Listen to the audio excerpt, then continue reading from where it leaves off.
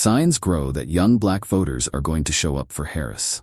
Harris Courtney McLean was 18 when she met then-Senator Kamala Harris Calif in 2019 at the Carolina Country Club in Spartanburg, SC. When McLean arrived at the club, Harris, then a candidate in the 2020 Democratic presidential primary, offered her some advice. She told me that I don't have to ask for permission to make sure that I am always staying true to who I am. Then she told me that she was very proud of me. McLean, now a master's student at Howard University, told The Hill. McLean plans to cast her ballot to elect Harris in November, and polling suggests she isn't alone. Harris's entry into the race has energized young black voters and could make a difference in a tight race against former President Trump that is likely to come down to 7 swing states.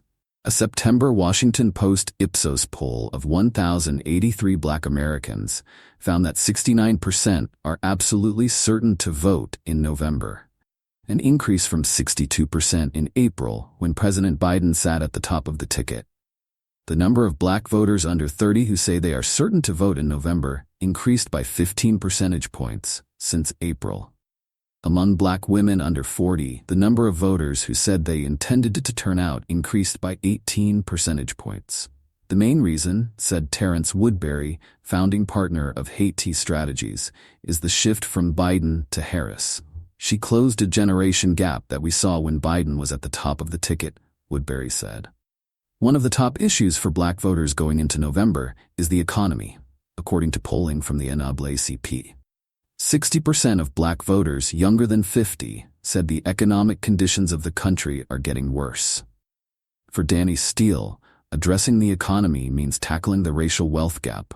We want to see policies that close the racial wealth gap, that can create more opportunities for homeownership and support black entrepreneurship, Steele, 21, told The Hill.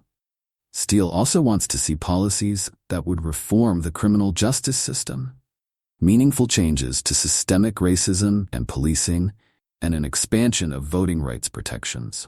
That's partly why he supports Harris, who has said she would sign the George Floyd Justice in Policing Act if it hits her desk, and vowed to push for federal voting rights protections, including the John Lewis Voting Rights Advancement Act and the Freedom to Vote Act. Her small business plan, a major component of her opportunity economy, is intended to help black small businesses in particular.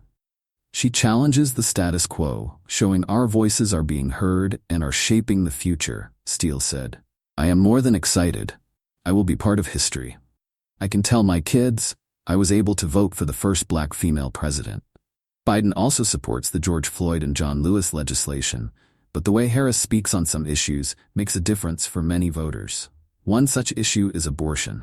Ariana Levin, a senior at Spelman College in Georgia, wants Harris to speak on reparations, but added that hearing Harris speak on reproductive health care and ending the maternal mortality crisis means a lot.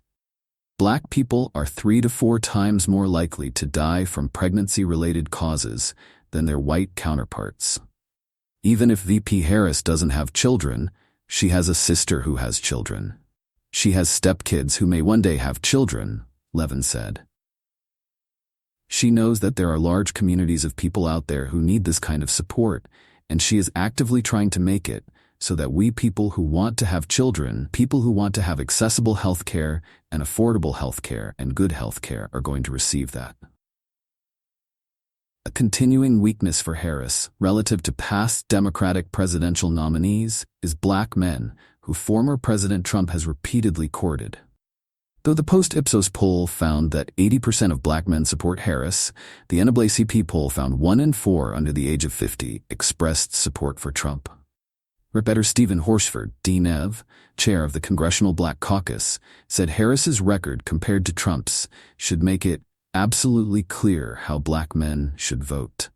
I'm going to do everything that I can to make sure that black men know the record.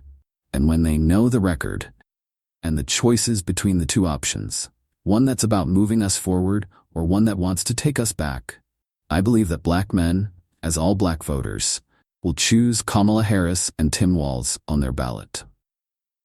Jania Thomas, black media director for the Trump campaign, said black voters will vote for the former president because the American dream is slipping out of reach for younger generations, and because Democrats have continuously taken the Black community for granted. Our team is actively engaging with the Black community, connecting directly with voters and addressing the everyday challenges they face, Thomas said. Whether it's in inner-city neighborhoods or through conversations with younger Black male podcasters, Team Trump understands that genuine engagement goes beyond empty rhetoric. We show up, we listen, and we put in the work to earn every vote. Overall, polling from Pew Research Center shows that young Black voters are more confident in Harris's than Trump's ability to handle issues that are important to them, including making good decisions about healthcare and economic policy, and effectively addressing issues around race and law enforcement and criminal justice issues. And then there is the identity of Harris, the daughter of a Jamaican father and an Indian mother. Black voters have indicated Harris's identity is a driving factor in how they'll vote.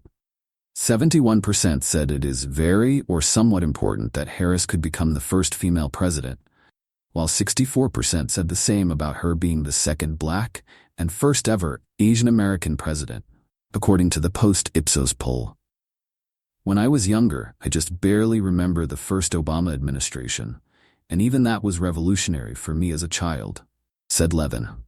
Young Black girls out there are able to see themselves in such a positive light and see themselves in the highest office in the world. Steele said Harris has opened doors he never thought possible. I would say to her, "You are a beacon of hope. You are an inspiration, a trailblazer," Steele said.